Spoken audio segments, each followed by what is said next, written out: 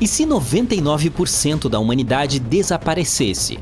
Em primeiro lugar, estamos falando de uma redução maciça de pessoas, deixando apenas 80 milhões de seres humanos em todo o planeta.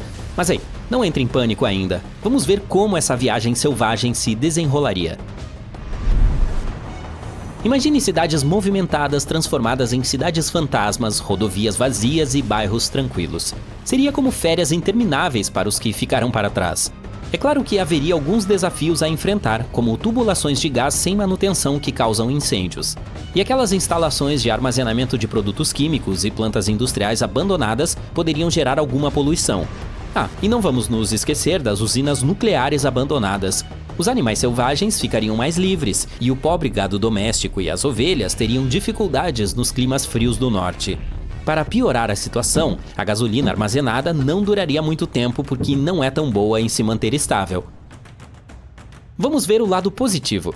Com apenas 80 milhões de pessoas, haveria muitos recursos. Organizar e recuperar o que restou seria totalmente viável, especialmente em países menores, como a Bélgica, que provavelmente teriam uma atitude do tipo: "Ei, nós conseguimos!". Eles teriam apenas cerca de 120 mil pessoas, todas a algumas horas de carro umas das outras. Isso é claro se esse 1% restante da população mundial estiver espalhado pelo planeta igualmente com base nas populações dos países antes da ocorrência desse evento. Nesse caso, praticamente todas as nações enfrentariam uma situação semelhante. Imagine a Coreia do Sul com 500 mil de pessoas, em sua maioria convivendo juntas. O Brasil teria 2 milhões de habitantes relaxando ao longo da costa do Atlântico. Esperamos que, ao contrário daqueles filmes em que as gangues pós-apocalípticas enlouquecem, os sobreviventes tentem se manter unidos em suas antigas comunidades. Esses rapazes engenhosos se uniram em novas comunidades familiares e em vilarejos, e teriam o conhecimento e as habilidades para lidar com qualquer pessoa problemática. Lembre-se de que somos criaturas sociais e queremos nos manter unidos para enfrentar o desconhecido. Bem, pelo menos não teríamos que começar do zero aqui. Teríamos uma grande vantagem. Todo o conhecimento acumulado pela humanidade ainda estaria conosco. Se tivéssemos eletricidade e internet disponíveis, estaríamos bem. Então, nós nos reindustrializaríamos?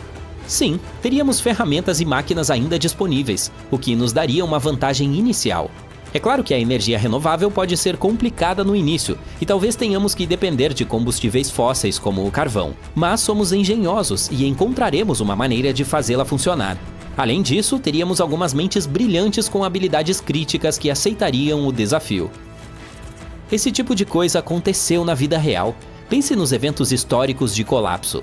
Eles tiveram consequências épicas que se estenderam por séculos. No século XIV, uma praga atingiu e tirou a vida de até metade de todos os europeus. O Oriente Médio também foi afetado, com cerca de 1/10 da população global sucumbindo à doença. Surpreendentemente, esse evento devastador teve pouco impacto negativo sobre o progresso tecnológico e econômico da Europa, e 2 séculos depois, a população acabou voltando ao que era antes. 2 outros exemplos de colapso são o de Roma e o da Idade do Bronze. Ambos derrubaram civilizações impressionantes que haviam desfrutado de avanços tecnológicos e prosperidade econômica e se engajado no comércio internacional. O colapso da Idade do Bronze ocorreu entre 1200 e 1150 a.C., levando à queda das civilizações micênica, grega e hitita e ao enfraquecimento das civilizações egípcia e assíria. Até hoje, os historiadores permanecem incertos sobre as razões exatas por trás desse colapso. Roma, que já teve mais de 1 milhão de habitantes e serviu como sede do Império Romano do Ocidente por séculos, enfrentou um declínio dramático no século V. Em poucas décadas, o Império inteiro entrou em colapso. Foi preciso esperar até os anos 30 para que Roma ultrapassasse o pico populacional anterior. Felizmente, não há exemplos históricos de eventos de colapso que tenham resultado na morte de mais de 20% da população global. Muitos aspectos de nossa infraestrutura física, como máquinas, ferramentas e edifícios, ainda estariam intactos e utilizáveis, colocando-nos em uma posição muito melhor do que em 2500 a.C. Os 80 milhões de sobreviventes restantes teriam acesso à riqueza do conhecimento acumulado pela humanidade. Além disso, alguns indivíduos poderiam exercer profissões essenciais, como engenheiros ou químicos. É bem provável que algumas pessoas tenham conhecimento agrícola, ajudando a alimentar a população. Certo, mas vamos tornar esse cenário mais pessoal. Se você acordasse um dia e descobrisse que 99% da população está desaparecida, essa seria sem dúvida uma experiência angustiante e surreal. A sobrevivência se tornaria sua prioridade imediata e suas ações dependeriam em grande parte dos recursos e das habilidades disponíveis. Aqui está o que você provavelmente faria. Você levaria um momento para compreender o que aconteceu.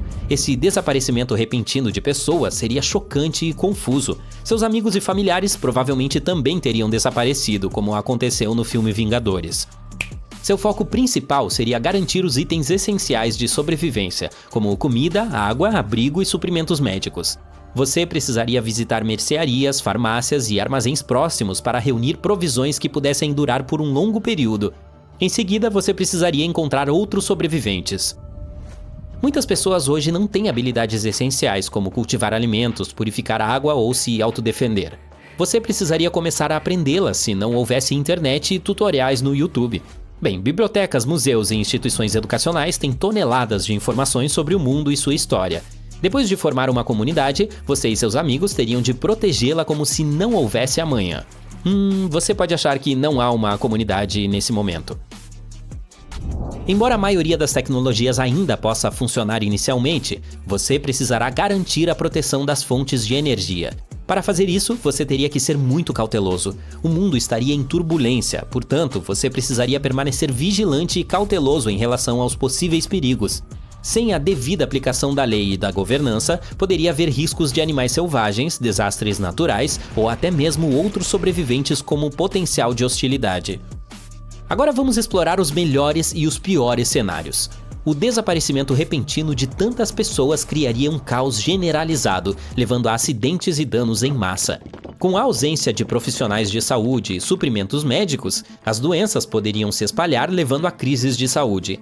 Os sistemas de produção e distribuição de alimentos entrariam em colapso, e a escassez de alimentos e a fome poderiam se tornar uma possibilidade real. Poderiam ocorrer saques e violência, pois pessoas desesperadas procurariam recursos e tentariam sobreviver. O melhor cenário possível é que, depois de todo esse caos, os sobreviventes acabariam se unindo para apoiar uns aos outros e formar comunidades resistentes. O mundo teria significativamente menos emissões de carbono, o que levaria a um impacto positivo no meio ambiente. Com uma população pequena, recursos como alimentos e água podem ser mais abundantes e sustentáveis a longo prazo. Sem as restrições de um mundo altamente populoso, as pessoas poderiam se concentrar em paixões individuais, artes e criatividade. Com a tecnologia avançada ainda disponível, os sobreviventes poderiam começar a trabalhar na preservação do conhecimento e no avanço da pesquisa científica. Mas, de modo geral, o mundo mudaria drasticamente e o futuro seria incerto. Suas ações e as ações de outros sobreviventes desempenhariam um papel crucial na formação do novo mundo e na determinação de sua trajetória. Está se sentindo um profissional da pesca? Dirija-se ao rio mais próximo e tente sua sorte pescando algumas delícias aquáticas. Agora, aqui está uma ideia. Torne-se um superstar verde. Plante sementes, cuide das suas plantações e veja sua mini fazenda florescer. Alguém sabe o que é a modalidade culinária chamada de da fazenda direto para a mesa? E quanto aos amigos peludos? Se você encontrar algum animal de estimação, faça amizade com ele e você terá alguns companheiros leais. Agora respire fundo, levante o queixo e abrace seu guru da sobrevivência interior. Lembre-se de que esta pode ser uma jornada selvagem, mas você tem o espírito e as habilidades para prosperar nessa fase pós-apocalíptica da vida. Portanto, vá em frente. Os fungos estão por toda parte. Você pode ver mofo em um limão velho em sua geladeira. É um fungo. E pode notar alguns deles no colchão e nos azulejos do banheiro. Pode haver vários milhões de espécies no mundo, e a maioria é inexplorada. Dos que existem entre nós, alguns são bastante inofensivos, como os que aparecem no canto escuro da sua geladeira. E outros são capazes de transformar uma criatura viva em um zumbi. E não se trata de um filme, mas da realidade. Vamos visitar uma floresta tropical para ver como o Cordyceps transforma a vida de alguns insetos em um pesadelo. Um minúsculo esporo de fungo, quase invisível, flutua no ar e pousa nas costas da formiga. Ela não percebe nada e trabalha o dia todo para o bem da colônia. Enquanto isso, o esporo penetra no corpo dela.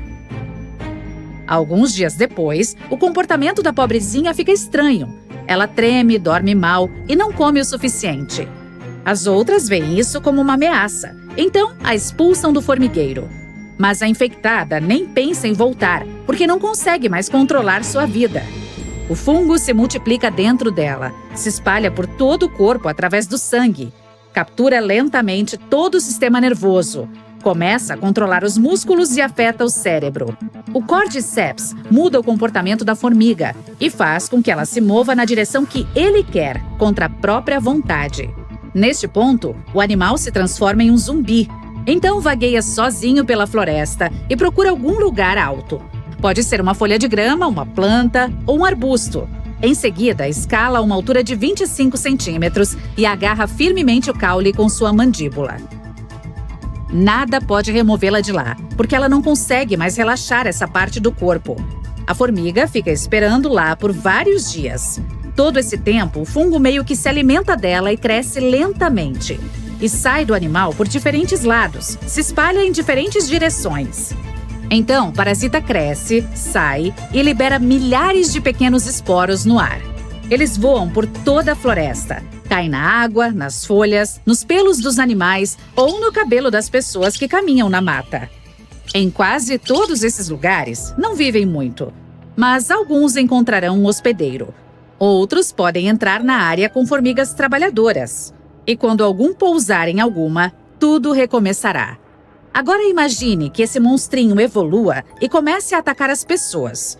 Os cientistas disseram que era algo impossível, pois a temperatura do corpo humano é muito alta para os fungos. Mas, afinal, todo o planeta está aquecendo gradativamente, certo? Assim, significa que eles se adaptarão ao calor. E quando isso acontecer, minúsculos esporos penetrarão no corpo humano através das orelhas, nariz e boca, e assim chegarão ao sangue. Lá, começarão a se reproduzir e a capturar o sistema nervoso. A pessoa terá febre e alucinações. Logo perderá a sanidade e desejará apenas uma coisa: compartilhar o fungo com mais gente. Se um deles pode fazer uma formiga se agarrar firmemente a uma folha com sua mandíbula, será capaz de controlar os músculos das pessoas e até mesmo de aumentar a força delas. Mas as infectadas não atacam outras. Elas vão subir nos telhados de edifícios ou árvores e adormecer para sempre. O fungo, entretanto, germina e libera os esporos. O vento os espalha por todo o mundo. Durante as primeiras semanas de infecção, enquanto os humanos ainda não estão preparados o suficiente, os fungos irão se espalhar rapidamente e tomarão conta do planeta. Quem sobreviver e conseguir evitar o contato se esconderá no subsolo e construirá bunkers. Primeiro, as máscaras de gás se tornarão mais valiosas que o ouro. Ainda assim, quando as pessoas perceberem que a sobrevivência da humanidade é mais importante do que os negócios, as máscaras se tornarão disponíveis. Por mais terrível que pareça, tudo isso é uma boa notícia, porque não será necessário fugir dos infectados e lutar com eles. Todas as cidades introduzirão zonas de quarentena. Os humanos viverão dentro de edifícios com poderosos sistemas de ventilação de ar e sairão apenas com máscaras de gás. Se perceberem que estão infectados, informarão calmamente a polícia e deixarão a cidade. Receberão suprimentos de comida e seus parentes e amigos terão permissão para ficar com eles em máscaras de gás até que os infectados adormeçam. Haverá fungos por toda parte nas ruas. Você verá como plantações colossais de cogumelos crescerão nos telhados e paredes dos edifícios. O ar parecerá enevoado devido à intensa concentração de esporos. Mas não será perigoso se você tiver uma máscara de gás. O apocalipse zumbi será bem calmo e tranquilo. Mesmo assim, será difícil no mundo. Não por causa dos fungos, mas em razão das outras pessoas. Nem todas as cidades estarão em ordem. A anarquia reinará no planeta. Saqueadores e ladrões com máscaras de gás andarão pelas ruas. A comida vai ser muito difícil obter. A eletricidade nas cidades não funcionará 24 horas por dia, 7 dias por semana, mas apenas durante algumas horas diárias. Porém, haverá esperança de um futuro brilhante no coração de cada um.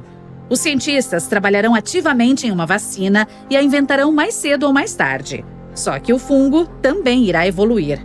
Talvez derrote a vacina. Então, as pessoas terão que criar uma nova cura.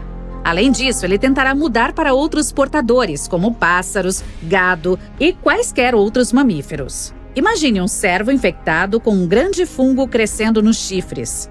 Os micro-organismos irão dominar o mundo e a população de grandes criaturas diminuirá. Eles se adaptarão à água por milhares de anos e começarão a infectar os peixes. E logo, todo o planeta se transformará em um cogumelo gigante. Ok, acalme-se. Isso não vai acontecer. E aqui está o motivo. O Cordyceps passou milhões de anos de evolução para se adaptar precisamente ao corpo frio de uma formiga. Nem mais, nem menos. As habilidades internas dele são projetadas apenas para infectar certos insetos que vivem nas proximidades. Por exemplo, o da Tailândia não pode infectar uma formiga em algum lugar de Los Angeles. Portanto, não se preocupe. Ele não se tornará capaz de atacar um humano de repente. Não há imediatismo na evolução. É um processo longo e desafiador. Sem contar que o fungo não tem motivos para mudar para portadores de sangue quente. Ele se sente bem no ambiente das formigas e não tem problemas para se multiplicar. Se elas desaparecerem como espécie e as pessoas começarem a viver ao lado dele, ele começará a evolução. Mas pode levar milhares ou até milhões de anos de mudanças genéticas. No entanto, não relaxe. Existe um tipo que reuniu todas as condições para ganhar a capacidade de infectar humanos. Chama-se Candida auris. Foi descoberto no Japão em 2009 e chocou os cientistas quando o encontraram dentro das pessoas. Biólogos disseram que ele pode evoluir devido ao aumento das temperaturas em algumas áreas. Alguns anos depois, foi encontrado em muitos países ao redor do globo. Medicamentos antifúngicos fazem pouco para ajudar contra ele. Os sintomas são difíceis de determinar no início. E as consequências da infecção podem ser graves, principalmente em pessoas com baixa imunidade. Os cientistas estão preocupados com esse micro-organismo, mas já estão desenvolvendo uma vacina que ajudou a derrotar o Candida auris em camundongos. Em breve, esperam liberá-la para humanos. A infecção ocorre através de fluidos humanos, sangue, saliva e escarro. Os fungos são um reino separado em nosso planeta, mas nem todos são ruins, e eles são necessários para sustentar a vida. Isso porque enriquecem o solo com substâncias valiosas e digerem as nocivas. Eles ajudaram as plantas a sair da água e a se adaptar à terra há milhões de anos. 90% delas não sobreviveriam sem os fungos. São organismos que parecem enormes redes de tubos especiais chamadas de micélio. Vemos apenas a ponta do iceberg, que são os cogumelos. O micélio não tem uma forma, pode se transformar, se mover por labirintos subterrâneos e mudar de rota. Há muitas informações sobre ele, mas este é um tópico para um vídeo separado. Entretanto, os cogumelos ficam deliciosos salteados em fogo baixo com cebola e manteiga. Bom apetite! Se olhar para a Terra a partir da Estação Espacial Internacional à noite, você conseguirá ver a luz das cidades do espaço. Esse é o tamanho do nosso impacto como espécie. Há cidades gigantes e multiculturais por todo o mundo. Construímos prédios tão altos que eles quase somem de vista. Muitas cidades são construídas do zero para que milhares e milhares de pessoas possam viver nelas. Mas, o que é isto? Um lindo macaco! O que você está fazendo aí, amiguinho? Quer uma banana? Sim, ela parece estar deliciosa. Cuidado agora, não vá cair dessa árvore. Ups! Caramba, a natureza é tão brutal às vezes. Aposto que ele não acordou pensando que se tornaria comida de leão. O quê? Nada de humanos? Para onde foram todos? Parece que quando aquele macaco caiu da árvore, acabou criando uma cadeia de acontecimentos que fez com que os humanos nunca tivessem existido na Terra. Ah, já sei. Certamente estamos em um universo paralelo. Bem, vamos pular para alguns milhares de anos à frente. Como é a vida na Terra? Os humanos alteraram cerca de 50% ou mais da superfície do planeta. Então, não haverá nenhuma cidade ou paisagem esculpida por nós. Ou seja, nada terá sido tocado pela mão humana. A Terra agora parece ser um paraíso animal. Eles estão por toda parte. Os bichos que antes eram encontrados só na África, agora vivem em diversos continentes. Há leões andando livremente pela América do Norte. E veja só, na Europa, há rinocerontes, elefantes, lobos, alces, até ursos vivem lá. Como não existem humanos para ocupar grande parte do espaço da Terra, os mamíferos agora estão livres para ir para onde quiserem. Bem, você sabe, mamíferos diferentes de nós. Há uma enorme diversidade entre eles também, A Terra se tornou uma espécie de expansão da África que conhecemos hoje, em termos de espécies animais. Você também pode ver mamíferos de grande porte, bichos preguiças gigantes, tigres dente de sabre e até mastodontes agora estão caminhando como nos tempos antigos. Sabe por que nosso planeta não é assim?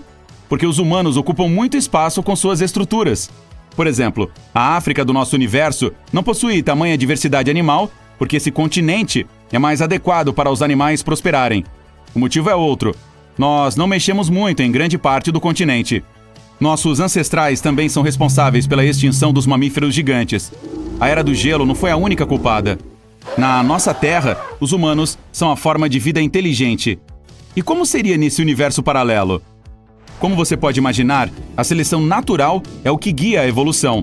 Isso, aliado a mutações aleatórias que observamos em algumas espécies, sugere que mesmo sem humanos por aqui, é provável que alguma forma de vida inteligente se desenvolvesse.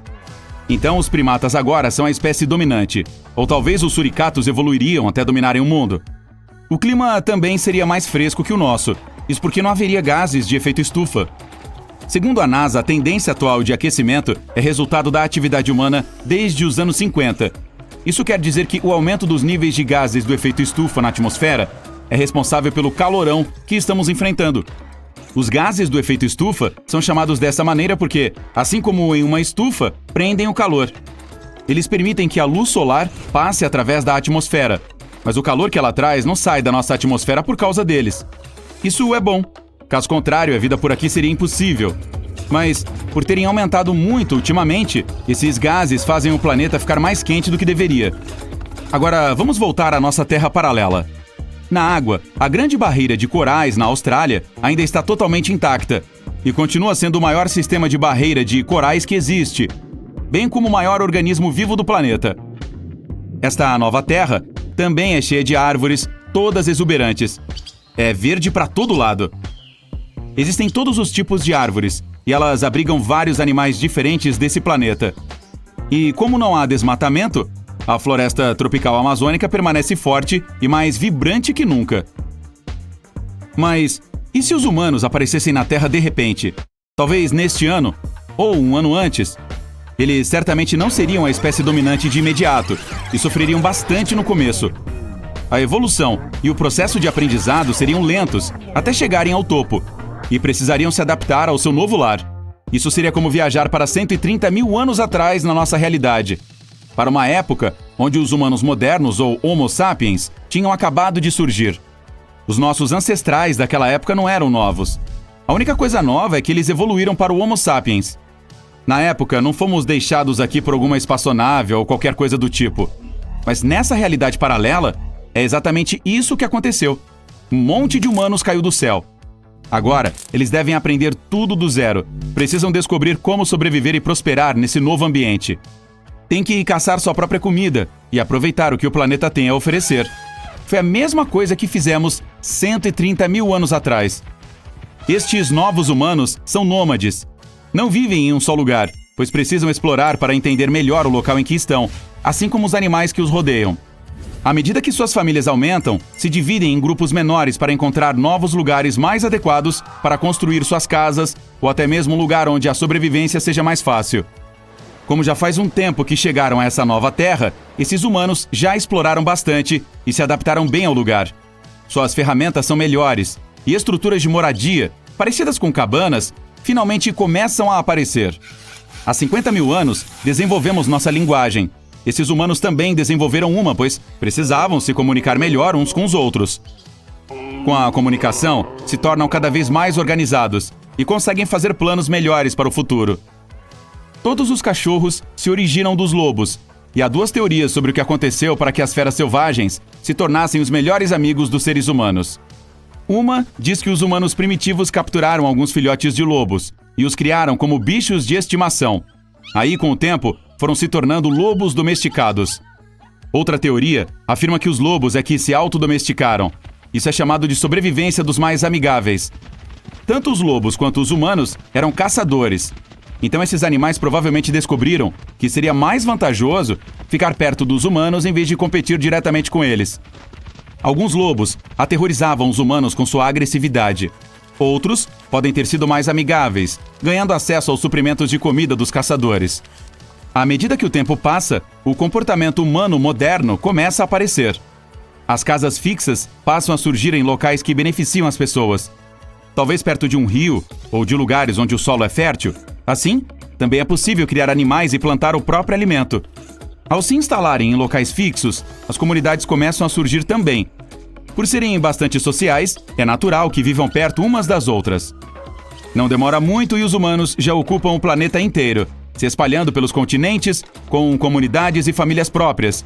E, claro, com seus bichos de estimação. A paisagem do planeta muda, assim como aconteceu com a nossa realidade, para satisfazer as necessidades humanas. As culturas se desenvolvem, a rivalidade começa, e as pessoas começam a se afastar umas das outras. Milhares e milhares de anos se passam, e essa sociedade humana passa a ficar cada vez mais parecida com a que temos hoje.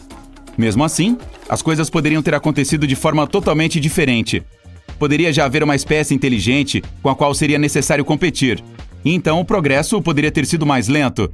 Talvez uma sociedade poderia surgir onde diferentes tipos de vida inteligente conseguiriam coexistir em paz. Aí, quando você entrasse em uma cafeteria, um suricato poderia ser seu atendente.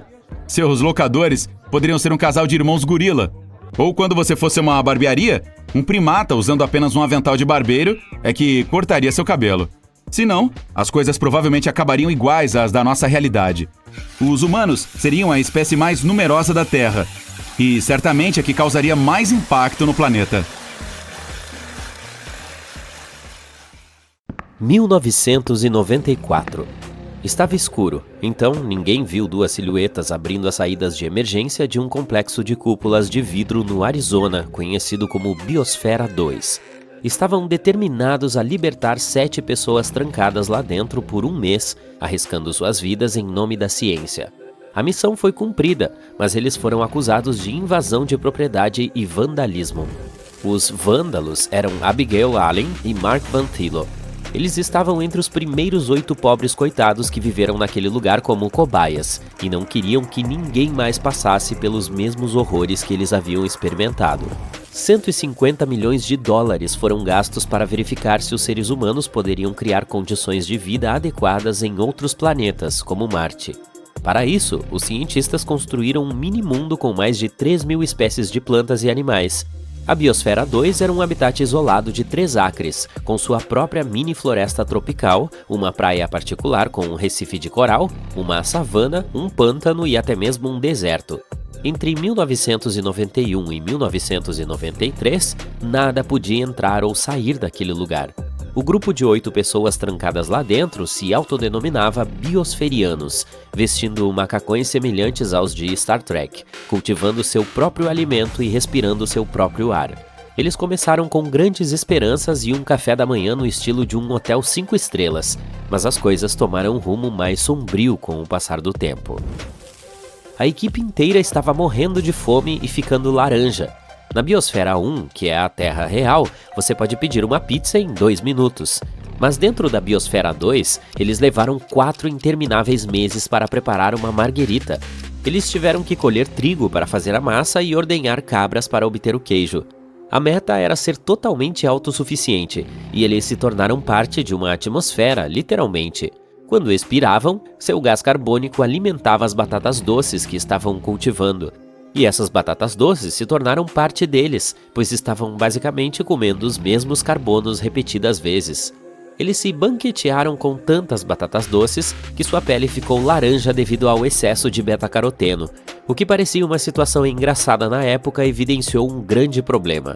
As colheitas na Biosfera 2 foram uma decepção total e a equipe estava passando fome. Eles estavam ficando loucos de fome, e momentos de raiva repentina os levavam a fazer coisas lamentáveis, como roubar bananas do depósito no porão. Em algum momento, o freezer teve de ser trancado. Nos primeiros 6 meses, cada um deles emagreceu entre 8 e 26 quilos. Todos os dias, alguém se encarregava de pesar os alimentos frescos para o cozinheiro, registrando as informações sobre os nutrientes no computador para garantir que a equipe atingisse as metas recomendadas de calorias, proteínas e gorduras. Inicialmente, as refeições eram servidas em um estilo buffet. Mas à medida que a equipe ficava mais faminta, os cozinheiros começaram a dividir meticulosamente a comida em porções iguais. Sua dieta, feita principalmente de batata doce, cenoura, frutas e ocasionalmente carne aos domingos, deveria mantê-los ativos durante aquelas exaustivas semanas de 80 horas de trabalho físico pesado. Os biosferianos estavam saindo de cada refeição ainda com fome e tinham sonhos recorrentes com hambúrgueres do McDonald's, sushi, barras de chocolate e tortas. O ar estava acabando. Todo o local era completamente vedado, com aço e vidro na parte superior e um piso de aço sólido na parte inferior. Os gerentes se certificavam de verificar tudo o que entrava para evitar que materiais sintéticos emitissem gases nocivos. As áreas de convivência eram mobiliadas com lã e madeira, e eles não podiam usar desodorantes químicos nem soprar velas de aniversário. Os biosferianos contavam com os alimentos que cultivavam e com sua mini floresta tropical para produzir oxigênio suficiente para sua sobrevivência. No entanto, eles estavam perdendo oxigênio muito rapidamente, se afogando em suas próprias emissões de dióxido de carbono. E o pior de tudo é que não tinham ideia do motivo. Com mais 9 meses de experimento pela frente, os níveis de oxigênio haviam caído de 21% para cerca de 15%, o que é como viver no topo do Monte Fuji. Eles se sentiam péssimos, estavam basicamente se arrastando pela biosfera. Não conseguiam nem mesmo terminar uma frase sem parar para respirar. Em seguida, começou a apneia do sono, e alguns acordavam com falta de ar. Para produzir os níveis de carbono dentro da Biosfera 2, eles tentaram algumas medidas desesperadas, como cultivar plantas loucamente, reduzir a irrigação do solo o máximo possível e até mesmo desistir de cultivar. Como nada funcionava, todos concordaram que haviam atingido um ponto perigosamente baixo e pediram ajuda. Caminhões refrigerados apareceram para bombear oxigênio puro para a Biosfera 2. Assim que o gás começou a fluir, eles caíram na gargalhada e começaram a correr. O ecossistema estava uma bagunça completa. Os beija-flores e as abelhas desapareceram depois de alguns meses, de modo que as plantas não estavam mais sendo polinizadas. Minhocas e ácaros atacaram as plantações e as baratas assumiram o controle. 4 espécies de baratas foram levadas para dentro para reciclar a matéria orgânica, mas a barata doméstica comum foi a última sobrevivente. De alguma forma, elas entraram sorrateiramente e se multiplicaram, tornando-se uma séria ameaça às plantações. À noite, a cozinha ficava cheia de baratas assim que as luzes se apagavam. Para combater a infestação, o grupo untava canecas de café com lubrificante e colocava pedaços de mamão dentro delas como isca. As baratas subiam em seu interior, mas não conseguiam escalar as laterais escorregadias para escapar. Passar fome, não ter oxigênio, lidar com infestações de insetos, isso é o suficiente para enlouquecer qualquer um. Discussões acaloradas levaram a copos sendo jogados e pessoas sendo cuspidas. Por fim, o grupo inteiro se dividiu em 2. Eles pararam de se falar e podiam passar um pelo outro nos corredores sem sequer fazer contato visual. Metade deles queria mais comida e oxigênio para continuar a pesquisa com alguma dignidade, enquanto a outra metade acreditava na sobrevivência sem ajuda externa, não importando os custos.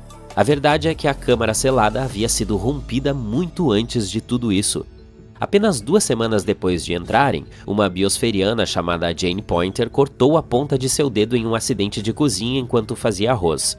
O médico da missão tentou costurar a ponta de volta, mas não funcionou e seu dedo ficou preto em poucos dias.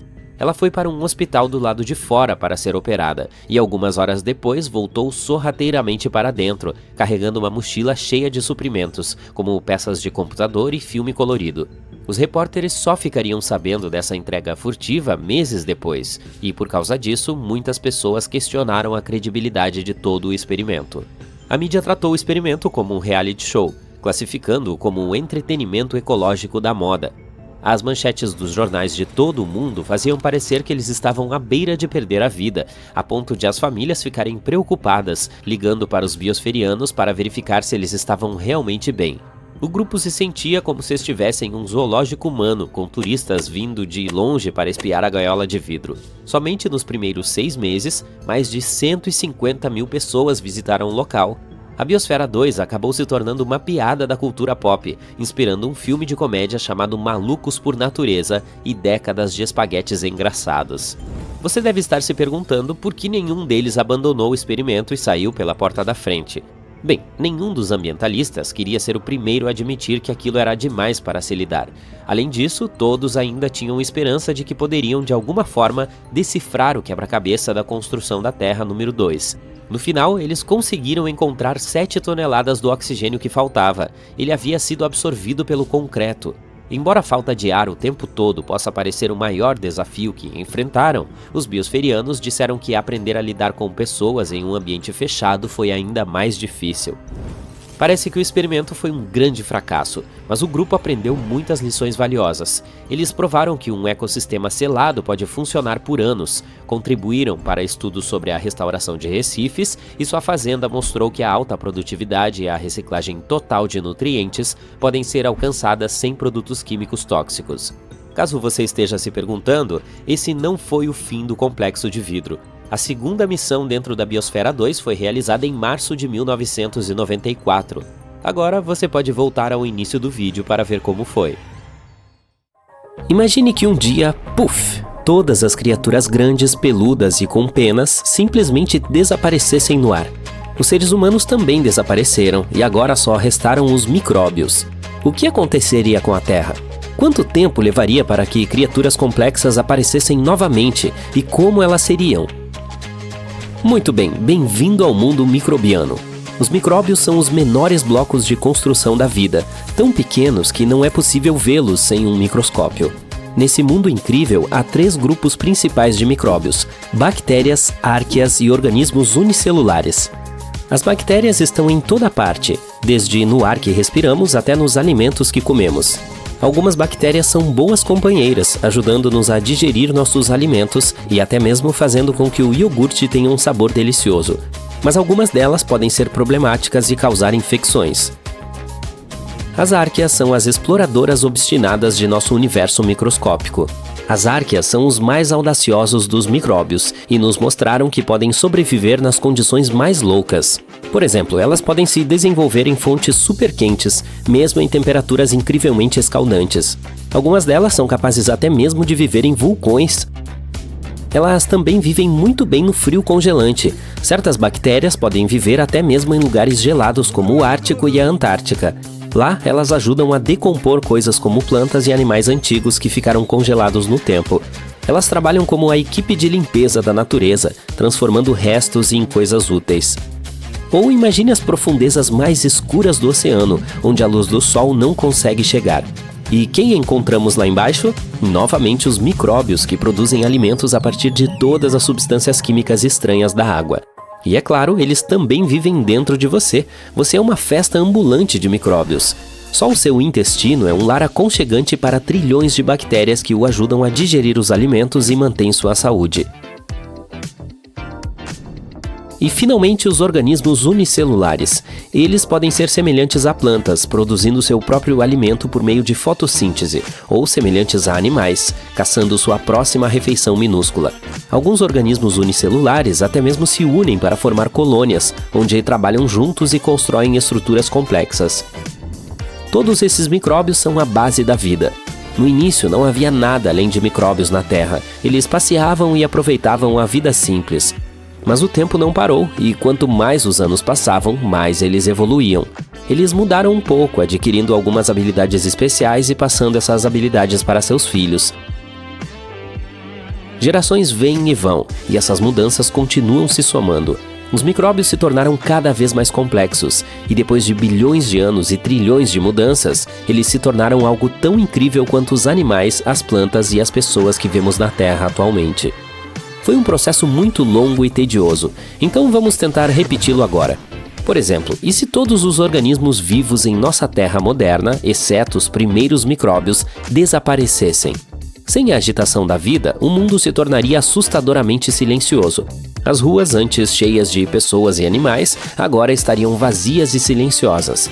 Prédios e cidades ficariam sozinhos, como monumentos ao mundo desaparecido. Primeiro teríamos uma enorme interrupção das cadeias alimentares. Sem plantas, herbívoros e carnívoros, as intrincadas cadeias e teias alimentares que sustentam a vida simplesmente entrariam em colapso. Nosso mundo não seria tão selvagem e vibrante. Os micróbios minúsculos são legais, mas não podem criar a mesma festa grande e agitada que todos nós amamos. Além disso, você se lembra que mencionamos que os micróbios geralmente comem os restos de animais e outros organismos?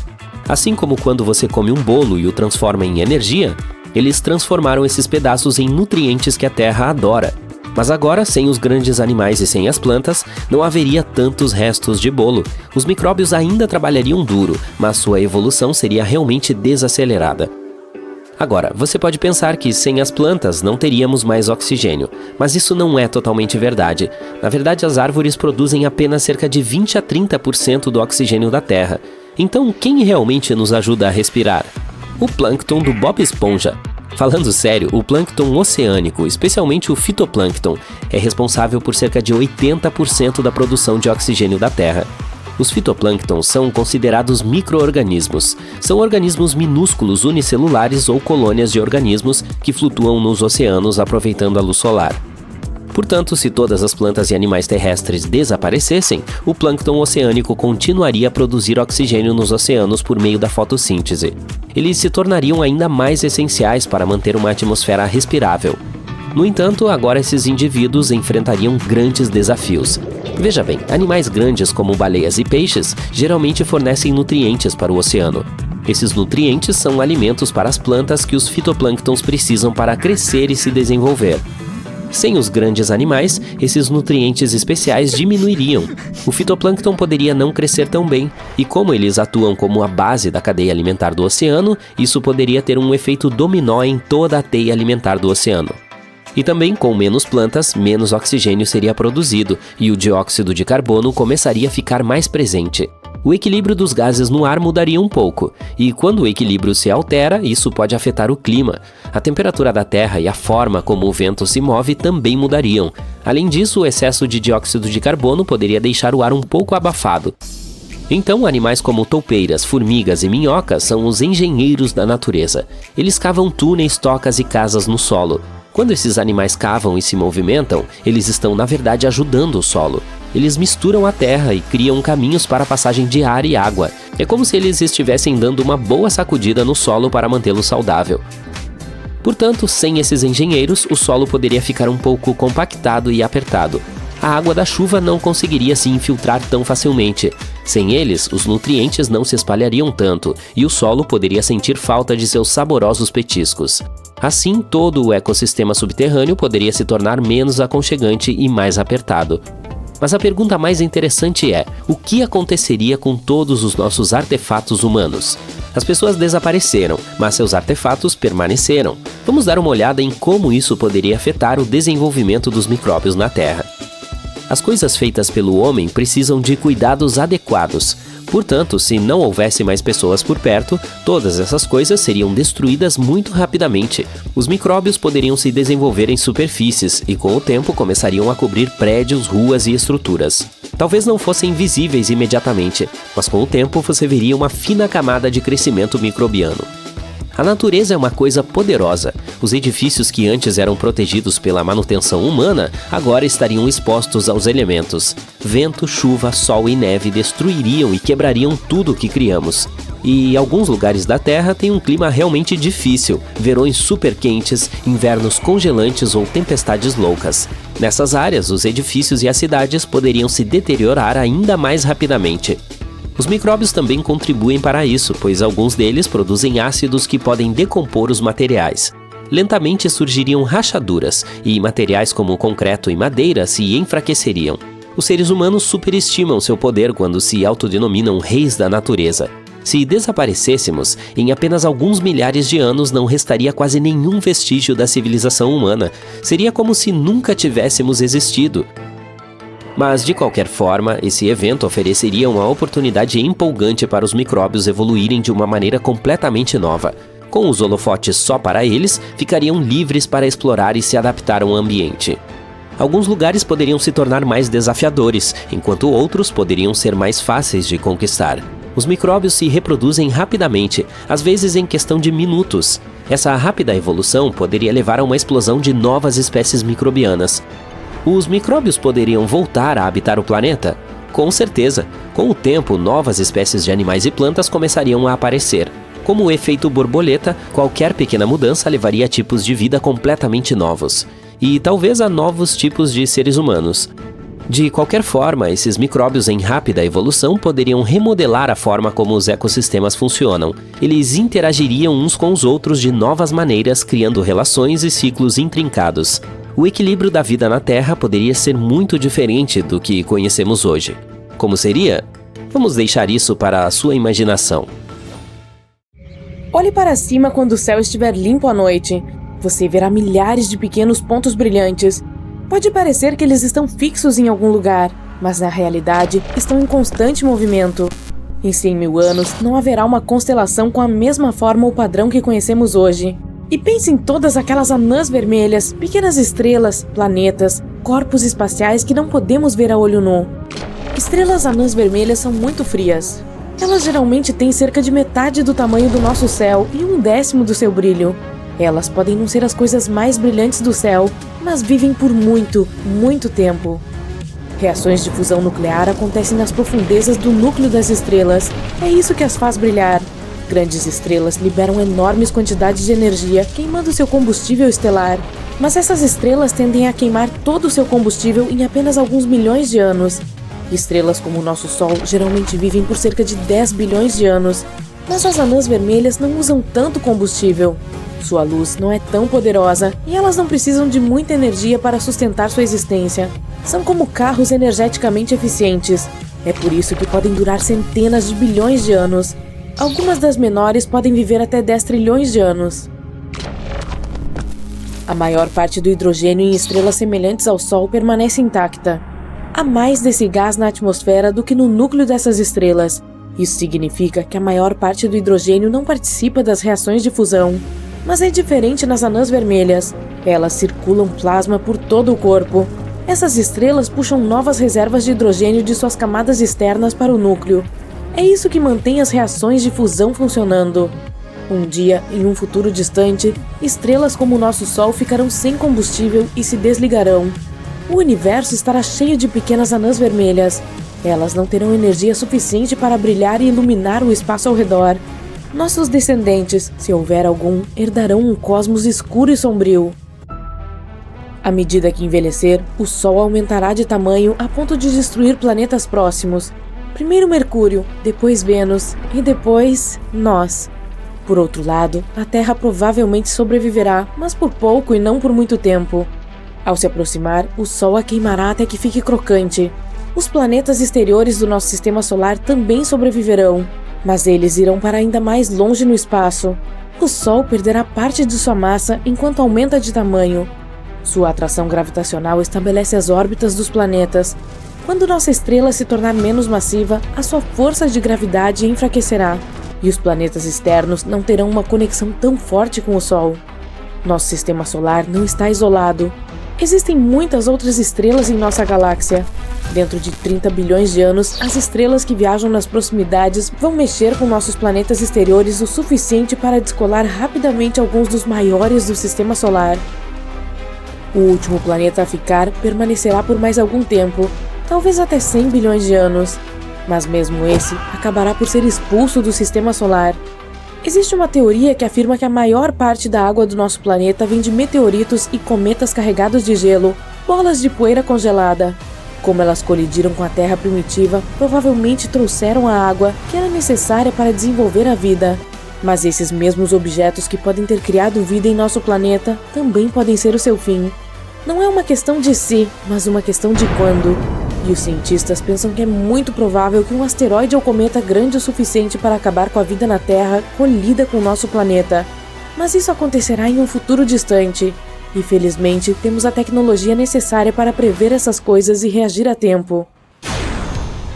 Mas há outras colisões cósmicas que não podemos evitar, não importa o que façamos. Andrômeda, nossa galáxia vizinha, está se movendo em direção ao sistema solar a uma velocidade de 110 km por segundo. Há 2,5 milhões de anos-luz entre a Via Láctea e Andrômeda. Então, felizmente, nossa vizinha não cobrirá essa distância tão cedo. Isso só acontecerá em cerca de 4 bilhões de anos. Tal colisão de duas galáxias pode resultar em um caos para nossos descendentes, se algum deles ainda estiver vivendo na Terra. As duas galáxias deslizarão uma pela outra. Elas se separarão até que a força gravitacional comece a puxá-las de volta. À medida que se fundirão, ambas perderão sua estrutura semelhante a um disco e formarão uma grande galáxia elíptica. Essa já tem o apelido de Milcômeda. A Via Láctea, como a conhecemos hoje, não existirá mais. O espaço está em constante movimento, mudando o tempo todo. Os cientistas têm alguns cenários possíveis do que pode acontecer com o universo no futuro. Número 1. O Big Rip. Essa teoria afirma que o universo se expandirá infinitamente. Em um ponto, a atração da expansão ficará mais forte do que a força gravitacional que mantém tudo junto. Se isso acontecer, destruirá galáxias, estrelas, buracos negros e todos os outros corpos espaciais, incluindo a Terra. O universo se transformará em um monte de partículas desconectadas. Até cerca de 5 bilhões de anos atrás, o universo estava se expandindo lentamente devido à sua poderosa atração gravitacional. Depois, essa expansão acelerou. Alguns especialistas dizem que são os efeitos da energia escura. A energia escura é a força misteriosa que compõe quase 70% do nosso universo. Essa força empurra para expandir mais rápido em vez de desacelerar. Então, no caso do cenário do Big Rip, a energia escura vencerá a gravidade a ponto de ser capaz de destruir átomos individuais. Cenário número 2, o Big Crunch. Existe a possibilidade de o universo chegar ao ponto de parar de se expandir. A gravidade se tornará uma força dominante. Pode até reverter a expansão do universo. Então, o cosmos começará a encolher, fazendo planetas, estrelas e até galáxias inteiras colidirem. No final, todo o universo entrará em colapso sobre si mesmo, e tudo será comprimido a um ponto infinitamente pequeno, que é algo chamado de Big Crunch. O universo pode começar a se expandir mais uma vez. Teoria número 3, o Big Freeze, ou Grande Congelamento. Nesse cenário, a entropia crescerá até atingir seu valor máximo. Entropia é basicamente a ideia de que tudo no universo declina em desordem em algum momento. Uma vez que a entropia atinja seu máximo, o calor no sistema será distribuído uniformemente. O universo então desaparecerá, porque não haverá espaço para o calor existir. Qualquer movimento mecânico dentro do universo irá parar. O cosmos será tão vazio e o gás será tão fino que nenhuma nova estrela poderá se formar ou brilhar novamente. Em tal cosmos, o tempo será apenas um vazio sem fim. Nada acontecerá com planetas, estrelas ou seres vivos. Todo o universo estará congelado, escuro e imóvel, porque não haverá energia que possa fazer as coisas funcionarem novamente. Muitos bilhões de anos após as últimas estrelas queimarem e desaparecerem, buracos negros enviarão uma mensagem de que o universo chegou ao fim. Buracos negros são áreas com atração gravitacional extremamente forte, tão poderosa que nada pode escapar. Eles podem ser tão massivos quanto 100 sóis. Quanto aos buracos negros supermassivos, sua massa pode ser maior que a de 1 bilhão de sóis. Você pode encontrar esses buracos negros gigantes no centro da maioria das galáxias. Como todo o resto, eles terão o mesmo fim. Mas quando chegar o momento, não desaparecerão suavemente na escuridão. Os buracos negros desaparecerão em enormes explosões de fogos de artifício, iluminando o universo nos últimos momentos de sua existência. Será o fim de toda a era. Os buracos negros geralmente sobrevivem devorando as estrelas e o gás que chegam perto o suficiente deles. Sua gula é a principal característica que os denuncia. Na maioria dos casos, há um disco de acreção ao redor de um buraco negro. Esse disco é feito de todos aqueles materiais e partículas que ele despedaçou e está puxando para dentro, semelhante a quando a água escorre por um ralo. À medida que os materiais e partículas se aproximam, eles começam a se mover cada vez mais rápido. Isso gera calor, o que faz o disco de acreção brilhar, revelando o buraco negro. Sim, os buracos negros não são tão bons em esconde-esconde. Tudo que cruza o horizonte de eventos de um buraco negro, que também é chamado de ponto de não retorno, é perdido para sempre. Mas Stephen Hawking tinha uma teoria de que seria possível escapar de um buraco negro. Existem partículas se movendo mesmo no vácuo. Digamos que uma partícula tem energia positiva e outra negativa. Se ambas se aproximarem de um buraco negro, há uma chance de que uma caia nele enquanto a outra escape. Isso significa que o buraco irradiou a partícula para longe. E essa partícula levou parte da massa do buraco negro consigo. E é por isso que o buraco pode começar a encolher. À medida que começa a evaporar, perde sua massa e lentamente se torna menor. Mais e mais partículas começam a sair, até que toda a energia que ficou para trás escape de uma vez só. No último décimo de segundo, haverá um flash gigante de energia e luz em uma região muito, muito pequena do espaço. E então, tudo se foi. Os eclipses solares são truques de mágica cósmica durante os quais a Lua repentinamente engole o Sol. Vamos tentar descobrir exatamente como funcionam e como você pode observar pessoalmente um desses eventos fascinantes. Tudo começa quando a Lua, o Sol e a Terra se alinham de maneira reta, com o nosso satélite posicionado diretamente entre nós e a nossa estrela. Esse alinhamento é possível porque a órbita lunar ao nosso redor é ligeiramente inclinada em relação à da Terra ao redor do Sol. Os eclipses solares acontecem apenas durante a Lua nova, quando ela está mais próxima do nosso planeta em sua órbita. Então, quando o alinhamento está correto, a sombra lunar é lançada sobre a Terra, impedindo que a luz solar chegue até nós. Imagine estar em uma sala com um interruptor gigante, mas em vez de apagar a luz, você apenas a encobre com uma grande e velha lua. Isso é basicamente o eclipse solar. Ele não ocorre de maneira regular, apenas algumas vezes por ano. A frequência é determinada por muitas coisas, como o alinhamento da Lua, do Sol e da Terra, e pela posição do nosso satélite em sua órbita ao nosso redor. Existem 3 tipos principais de eclipses solares: total, parcial e anular. O total ocorre quando a Lua cobre completamente o disco do Sol e o céu fica escuro como se fosse noite. Essa fase pode durar de alguns minutos a pouco mais de 1 hora, dependendo da distância entre o nosso satélite e a Terra no momento. Esse evento só pode ser visível de uma região específica chamada de Caminho da Totalidade, tipicamente uma estreita faixa de solo firme ou mar. E se você estiver exatamente no lugar certo, poderá desfrutar dessa vista maravilhosa. Infelizmente, nem todo mundo tem essa sorte. Às vezes, a Lua cobre apenas parte do Sol. Nesse caso, você o verá de forma crescente, em vez de totalmente encoberto. Esse é chamado de eclipse solar parcial. E se você for realmente azarado, a Lua pode estar muito longe da Terra para cobrir completamente a nossa estrela. Nesse caso, verá um anel brilhante de luz solar ao redor da silhueta do satélite. Isso é chamado de eclipse solar anular. Os eclipses solares estão entre os eventos celestes mais espetaculares que podemos observar. São vistos e estudados ao longo da história e desempenharam um papel significativo em nossa compreensão astronômica. Por exemplo, os utilizamos para medir o tamanho e a distância da Lua e do Sol, para estudar a atmosfera solar e para testar a teoria da relatividade geral de Einstein. Eles sempre foram importantes para as pessoas, por isso não é de surpreender que ao longo do tempo tenham estado ligados a diferentes mitos e superstições.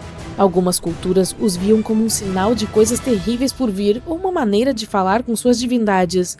Outras pensaram que poderiam ser usados para prever o futuro ou espantar os maus espíritos. Todas essas crenças mostram o quanto esses fenômenos significaram para as pessoas.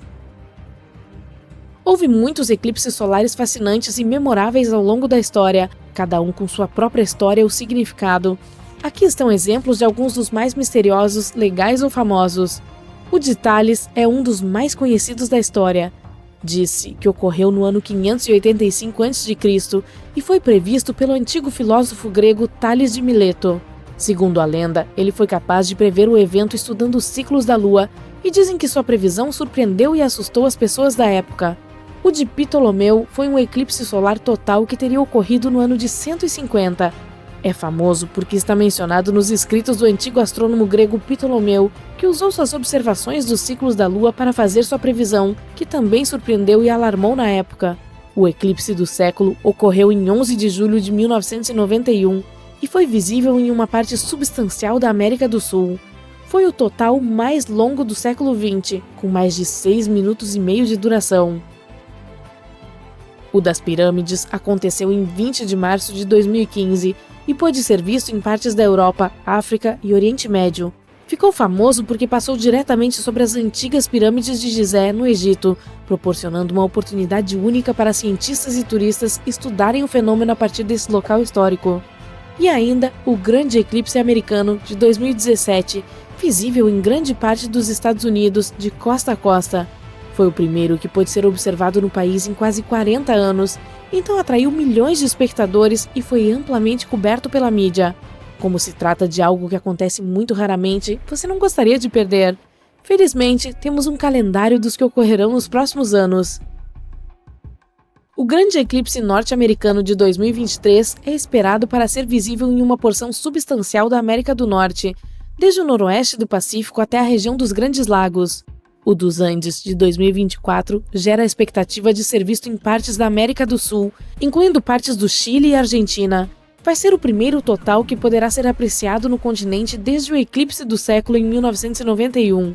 O do Ártico, em 2025, será visível na parte ártica do nosso planeta, incluindo regiões do Canadá e Groenlândia, e o primeiro do tipo a ser observado na região em quase 100 anos. E tem ainda o do Pacífico, em 2026, que poderá ser apreciado em partes do Oceano Pacífico, incluindo Austrália, Nova Zelândia e Estados Unidos.